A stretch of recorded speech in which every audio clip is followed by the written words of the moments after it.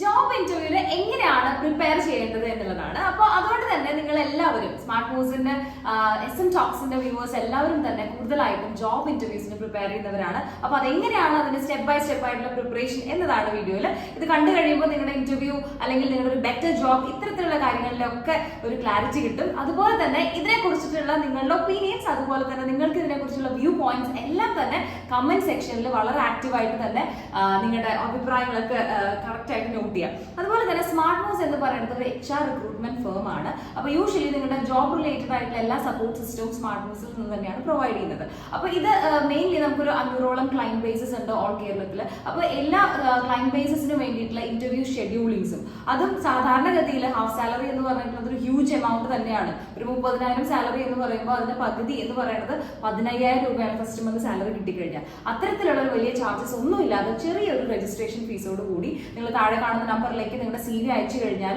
ഇവിടുന്ന് നിങ്ങളുടെ ജോബ് സപ്പോർട്ടുകളിലെ എല്ലാ കാര്യങ്ങളും സ്മാർട്ട് മൂവ്സിന് ഭംഗിയായിട്ട് ചെയ്യാനായിട്ട് സാധിക്കും. ഓക്കെ, അപ്പൊ നമ്മൾ പറഞ്ഞിട്ടുള്ള കാര്യം എന്ന് വെച്ച് കഴിഞ്ഞാൽ നിങ്ങളൊരു ജോബ് ഇന്റർവ്യൂവിന് പ്രിപ്പയർ ചെയ്യേണ്ടത് എങ്ങനെയാണ് എന്നുള്ളതാണ്.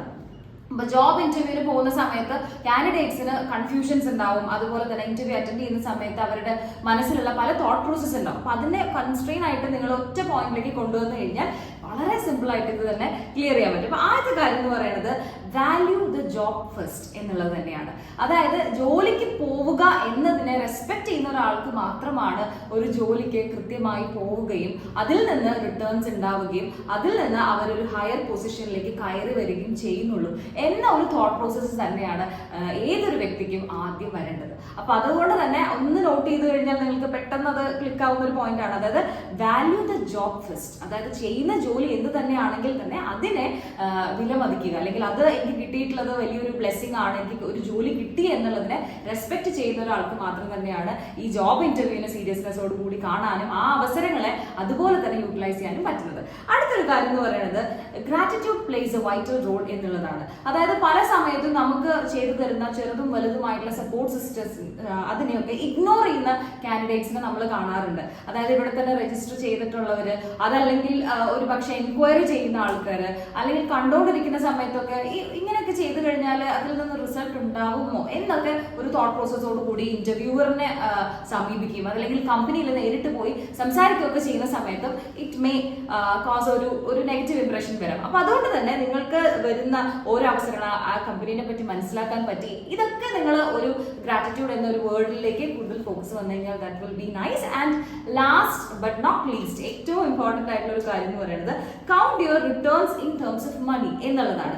അതായത് നിങ്ങൾ ഒരു കമ്പനിയിൽ ജോബിലേക്ക് കൊടുക്കുന്ന സമയത്ത് ആ കമ്പനിയിൽ അവർ നമ്മൾ എക്സ്പെക്ട് ചെയ്യുന്ന എന്താണ്, ഒരു എംപ്ലോയി എന്നുള്ള രീതിയിൽ എന്താണ് എക്സ്പെക്ട് ചെയ്യുന്നത്, മന്ത്ലി ഇൻകം എന്നുള്ളതാണ്. അപ്പൊ അതുകൊണ്ട് നിങ്ങൾ അവിടേക്ക് എങ്ങനെയാണ് returns in terms of money, പൈസയുടെ കാര്യത്തിൽ നിങ്ങൾക്ക് എത്ര റിട്ടേൺസ് കമ്പനിക്ക് വേണ്ടി കൊടുക്കാൻ പറ്റുന്നു എന്നുള്ളത് നിങ്ങളുടെ ഒരു ഇന്നർ മൈൻഡിലെങ്കിലും ഉണ്ടായിരിക്കണം.